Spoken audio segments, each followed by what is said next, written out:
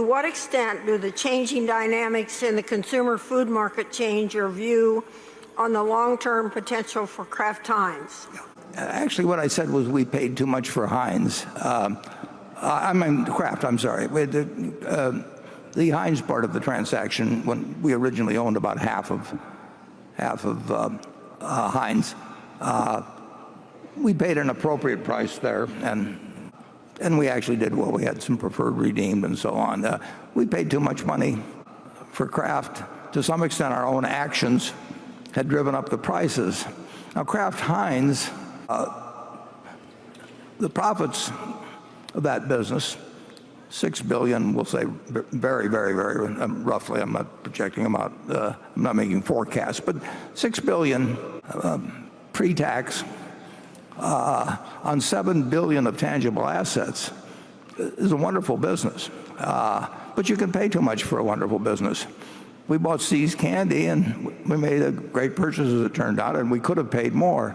But there's some price at which we could have bought even See's Candy, and it wouldn't have worked. So the business does not know how much you paid for it. I mean, it's going to earn based on its fundamentals, and we paid too much for the Kraft side of Kraft Heinz.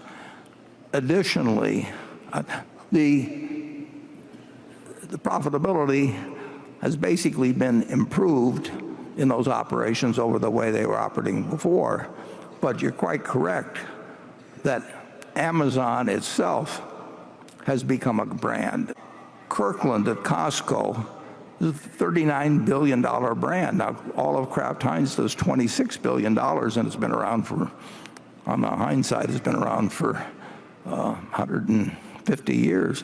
And it's been advertised billions and billions of dollars in terms of their products, and they go through tens of thousands of outlets.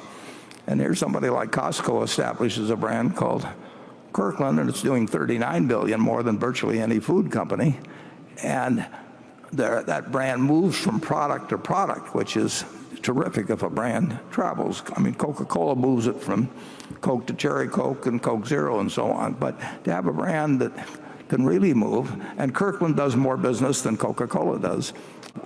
And Kirkland that operates through 775 or so stores, they call them warehouses at Costco, and Coca-Cola's through millions of distribution outlets. So brands, the retailer and the brands have always struggled as to who gets the upper hand in moving a product to the consumers. And there's no question in my mind that the position of the retailer relative to the brands, which varies enormously around the world in different countries.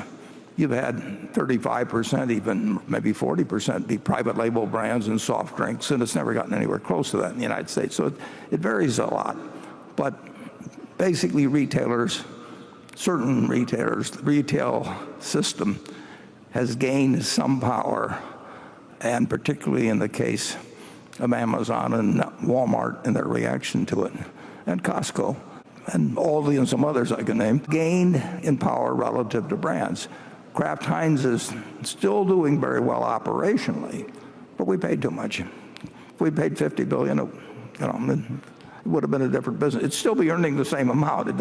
You can turn any investment into a bad deal by paying too much. What you can't do is turn any investment into a good deal by paying little, which is sort of how I started out in this world. But the idea of buying the cigar butts that are declining or poor businesses for a bargain price is not something that we try to do anymore. We try to buy good businesses at a decent price, and we made a mistake on the Kraft part of Kraft Heinz. Charlie? Well, it's not a tragedy that out of two transactions, one worked wonderfully and the other didn't work so well. That happens.